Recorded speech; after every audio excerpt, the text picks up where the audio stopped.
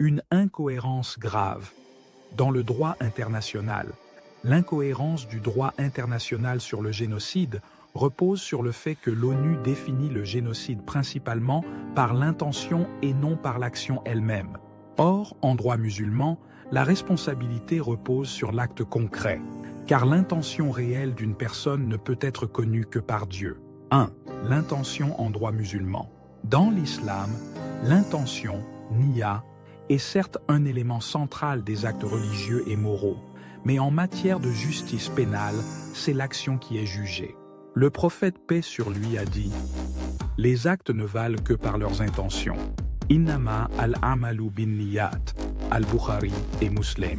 Mais ce hadith, bien qu'il concerne les actes d'adoration et la sincérité personnelle, il porte également sur les jugements humains en matière criminelle. En droit pénal musulman, une condamnation ne peut se baser que sur des preuves tangibles et des actes manifestes. 2. Le Coran et la responsabilité des actes. Le Coran insiste sur la responsabilité basée sur l'action visible et non sur l'intention supposée. Toute âme est responsable de ce qu'elle a accompli. Surah 74:38. Et ne poursuis pas ce dont tu n'as aucune connaissance. L'ouïe, la vue et le cœur, sur tout cela, en vérité, il sera interrogé.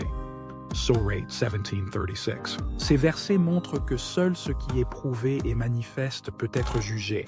En revanche, l'intention intérieure relève du domaine divin. 3. L'incohérence du droit international. L'ONU définit le génocide comme un crime nécessitant une intention spécifique d'exterminer un groupe.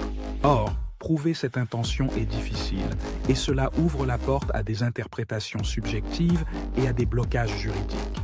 Un criminel peut toujours nier son intention, ce qui complique les condamnations.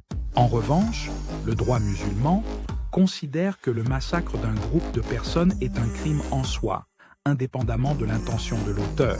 Cela garantit une justice plus pragmatique et empêche un criminel de se réfugier derrière l'absence de preuves d'intention. Conclusion. L'islam privilégie la justice fondée sur les faits et non sur l'intention cachée. L'ONU, en mettant l'accent sur l'intention, crée une faille juridique où les criminels peuvent échapper aux condamnations en raison de l'absence de preuves directes sur leur motivation.